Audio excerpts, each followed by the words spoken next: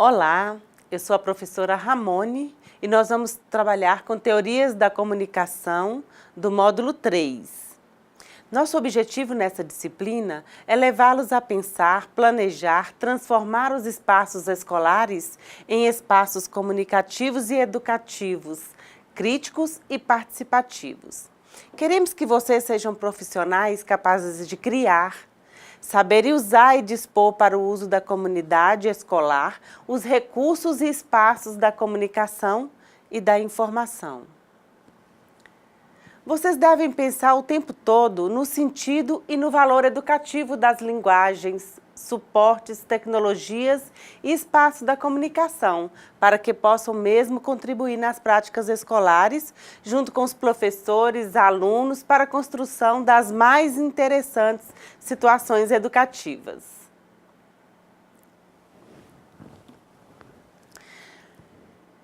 Nessa primeira unidade, falaremos sobre alguns conceitos e algumas teorias da comunicação e também sobre as interações sociais a partir de algum tipo de comunicação. As pessoas se relacionam umas com as outras, tanto em ambientes formais como em ambientes não formais. As pessoas se relacionam umas com as outras, tanto em ambientes informais como em ambientes formais. Além disso, elas se relacionam com e por meio de instituições sociais.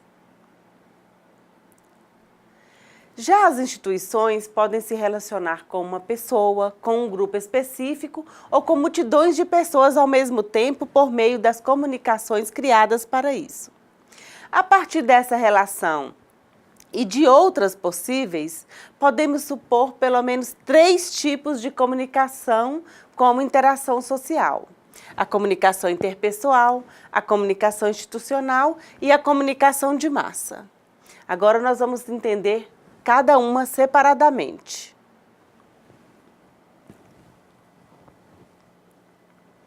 Comunicação interpessoal ocorre quando interagimos com outra pessoa, trocamos informação com ela, e isso pode acontecer de forma direta e imediata, como quando estamos de frente para alguém e podemos falar diretamente com ela, gesticular, contar histórias, por exemplo. Essa aí é uma comunicação de face. Já quando estamos distante da pessoa com a qual queremos estabelecer uma troca de informações, ocorre uma comunicação indireta e imediata. As pessoas não se veem, nem se escutam, precisam usar algum meio para se comunicarem, como por exemplo, telefone ou computador, por exemplo. Outro exemplo é quando você visita um site para obter informações. Você não pode ver em tempo real o autor ou ouvir quem construiu aquela página, mas há uma interação, já que indiretamente, ao ler o que ele escreveu, você interage, se relaciona com esse autor, criador da página, através do computador, que é o meio pelo qual há mediação entre vocês dois.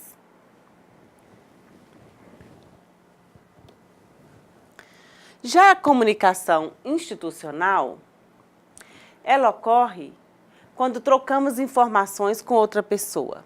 O espaço onde isso ocorre é muito importante. Dependendo do local, a linguagem deve ser um pouco mais formal, como na escola. É diferente o tipo de linguagem se o espaço for informal ou formal. E os meios utilizados para essa comunicação também variam, então devemos levar em consideração outros elementos e motivos.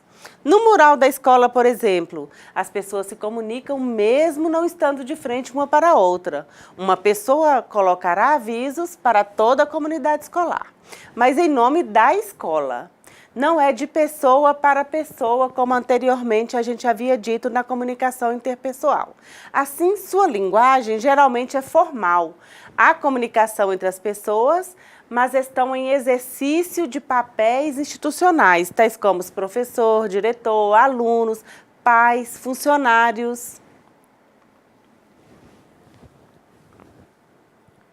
E qual a diferença entre comunicação interpessoal e comunicação institucional? A diferença entre comunicação interpessoal e comunicação institucional, prestem bem atenção, é que, em primeiro lugar, Uma pode ser imediata ou mediada e a outra é mediada. E em segundo lugar, uma é feita entre pessoas e a outra entre instituições e públicos. Além disso, não pode se esquecer que a comunicação interpessoal é de domínio privado, enquanto a institucional é de domínio privado e público. Ou seja, uma é informal e a outra é formal. Apesar disso, é bom deixar claro que há uma semelhança fundamental entre os dois tipos de comunicação. Ambas constituem relações sociais que colocam as pessoas em interação no próprio ato comunicativo. As pessoas se comunicam entre si. E como técnicos em multimeios, vocês deverão estar atentos e cuidar da linguagem dos meios durante essa interação social na escola.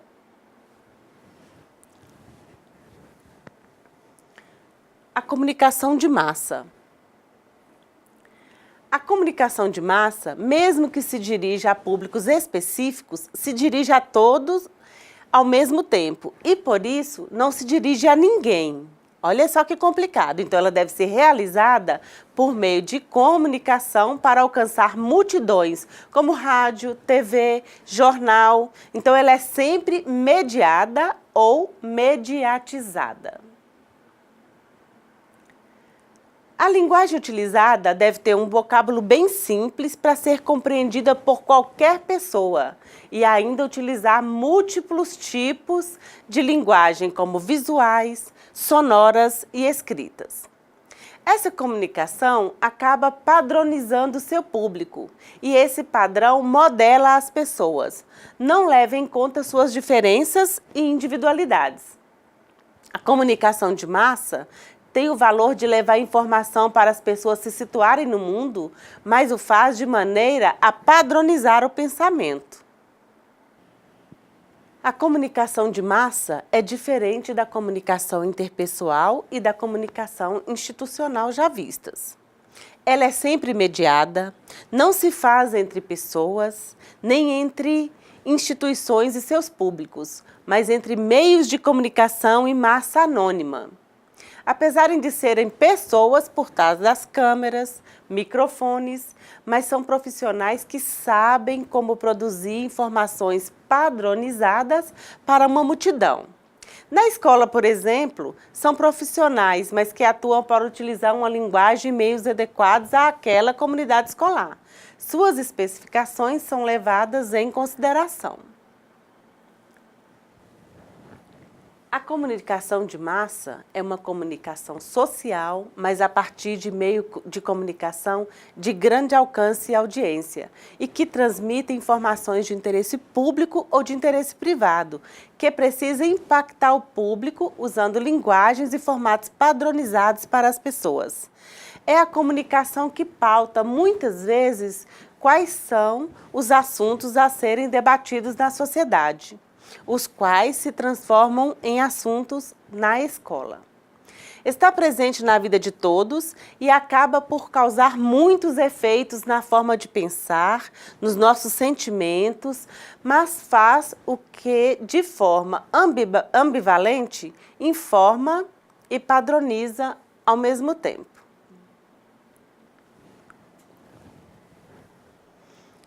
Elementos condicionantes da comunicação. Alguns elementos são importantes para que haja uma comunicação efetiva. Além da troca de informações entre as pessoas, das relações sociais, esses elementos são a fonte, o destinatário, emissor, receptor, código, canal, mensagem e informação.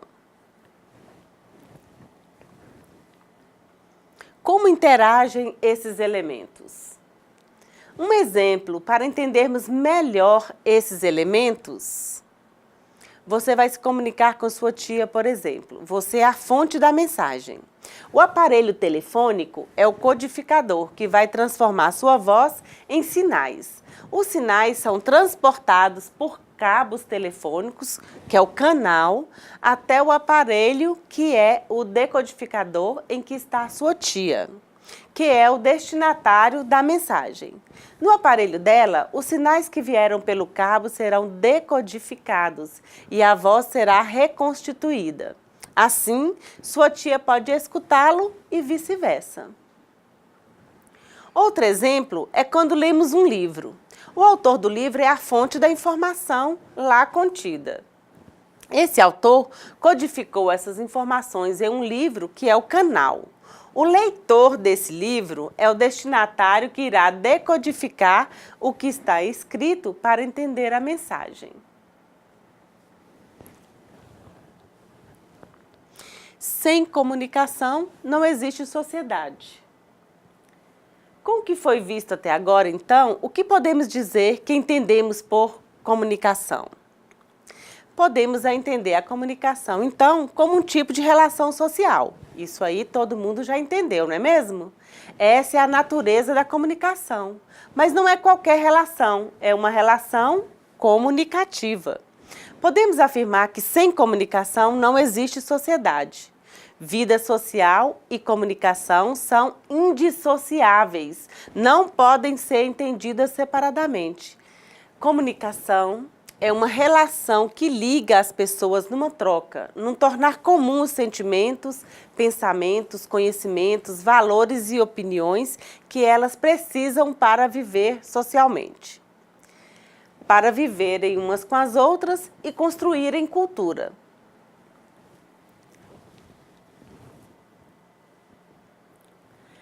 A comunicação possibilita expressão das individualidades, a transmissão de valores e saberes, a conversação e o diálogo entre diferentes, entre gerações, grupos sociais, gêneros, etnias.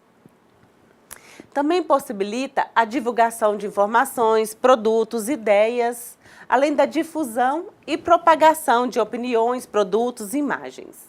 Além disso, a comunicação também pode divertir, entreter, ensinar, educar.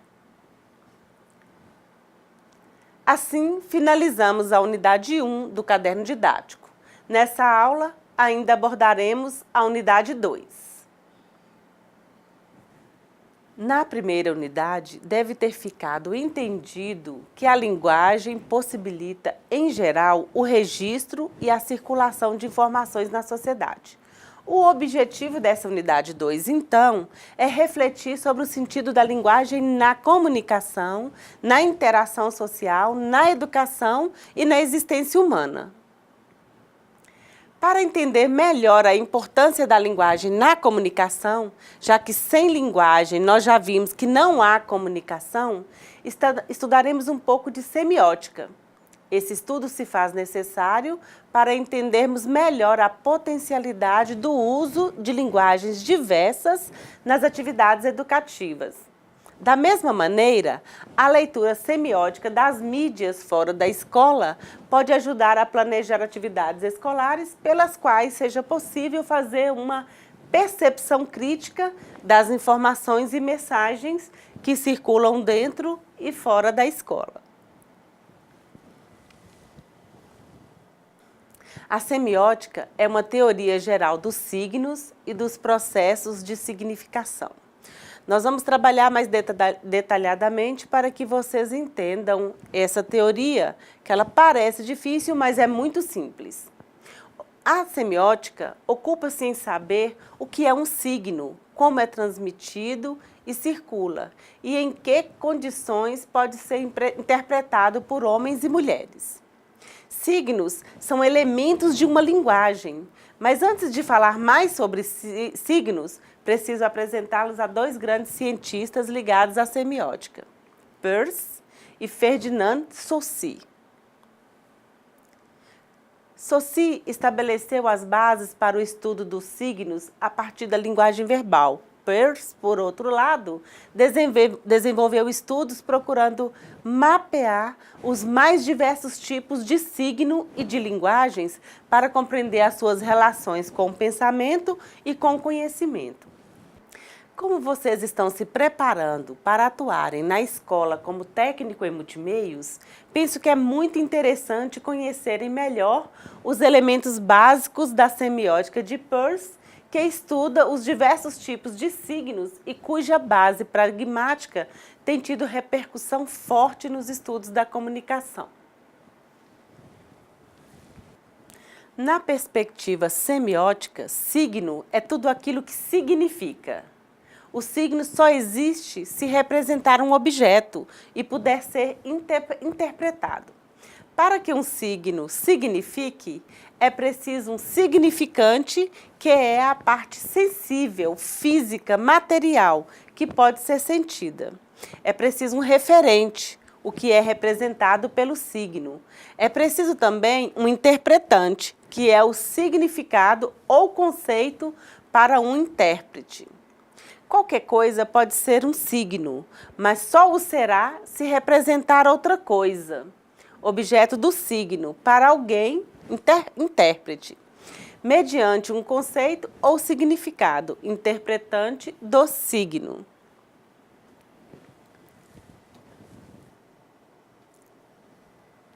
Vou dar um exemplo para que possam visualizar melhor esse conceito. Parece um pouco confuso. Quando escrevo a palavra casa,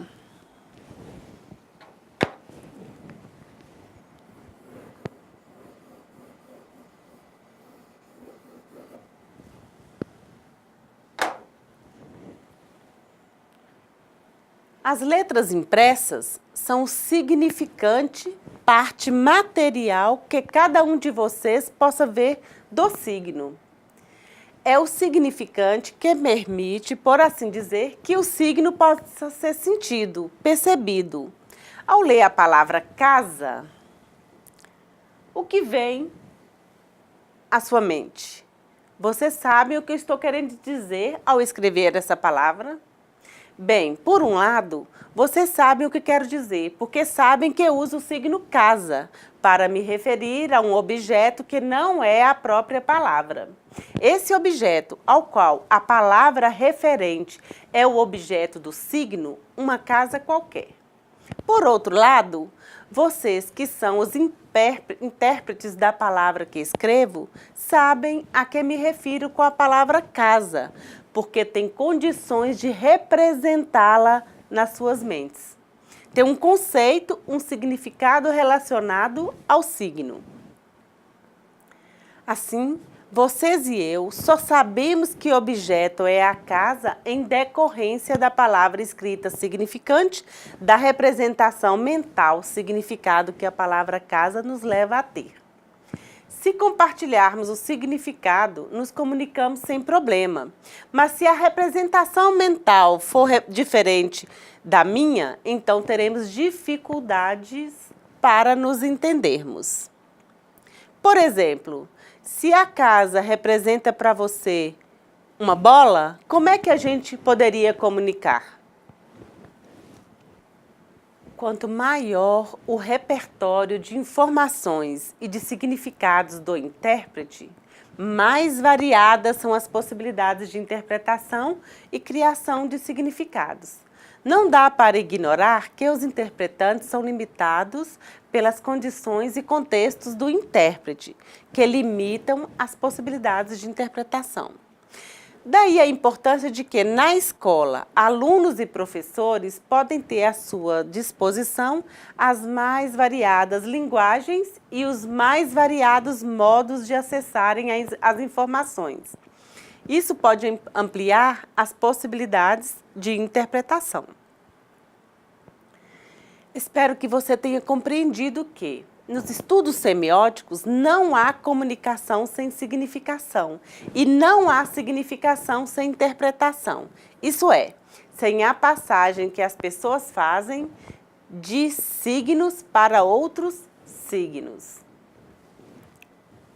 Quando estamos diante de outras pessoas, olhando suas roupas, gestos, hábitos alimentares, fazemos a interpretação delas. Homens e mulheres produzem signos e são eles próprios signos uns dos outros. Simbolizar é produzir signos e, por meio deles, representar coisas, acontecimentos, sentimentos, pensamentos, ideias, valores, expressar a individualidade e interagir com os outros.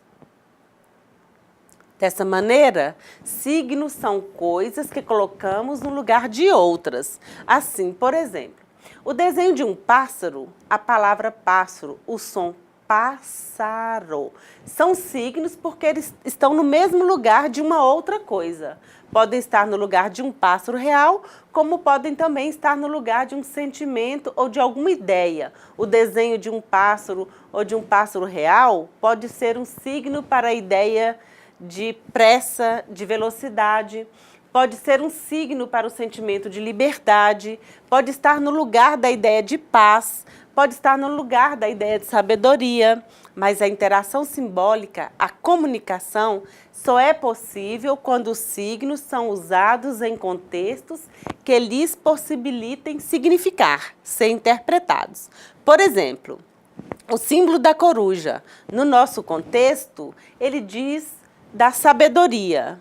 Uma pomba, no nosso contexto, diz da liberdade. Então, eles podem ser interpretados assim, eles podem significar isso. O primeiro contexto é aquele em que os signos são relacionados uns aos outros através de regras, formando um código ou uma linguagem. O que deve ficar claro é que os signos sozinhos podem servir para uma única pessoa expressar sua individualidade e ou representar alguma coisa para si mesma. Mas, se essa mesma pessoa quiser dizer o que sente, pensa e sabe para outra, então os signos terão que ser usados no contexto que os organiza através de regras de uso compartilhado por elas. Olha só, esse contexto é um código, uma linguagem inventada para que as pessoas possam se entender umas com as outras, além de se expressar e representar o mundo.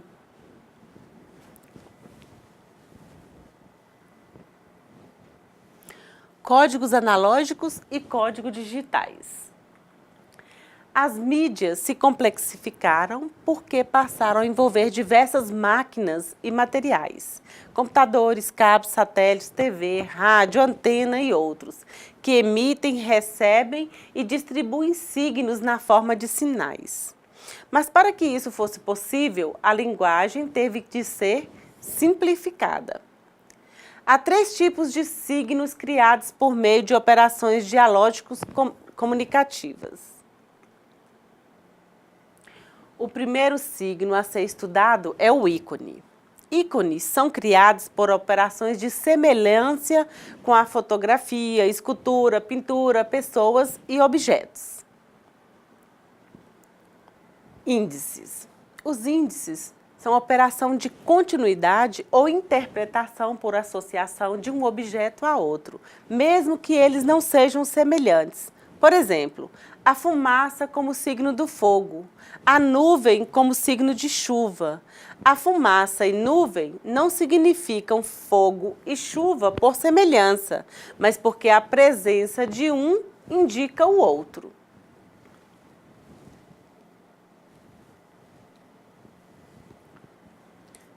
A terceira operação dialógica pelos quais os signos são criados é a convenção, como você viu na sessão anterior. Acordo entre usuários. O uso desse signo depende da instituição, de regras de uso. Eles são chamados símbolos, como exemplos. Podemos citar as palavras de linguagem oral e de linguagem escrita, exceto quando imitam sons da natureza, como nas onomatopeias. Os símbolos, assim como os índices, não têm semelhança com seus referentes. Ou você acha que a palavra cadeira se parece com o objeto a que chamamos cadeira? A palavra palavra se parece com qual objeto? Os códigos analógicos têm a ver com signos físicos e mais complexos. Desenhos, pinturas, gestos, palavras, entre outros. Signos físicos precisam de suportes materiais para ser fixados e transportados. Coisas materiais só podem ser transportadas por meio de canais mecânicos. Você leva uma carta, ao posto do correio. O correio envia esta carta por automóvel, por avião ou por navio até o posto de correio do outro município e uma pessoa terá que levar até o seu parente.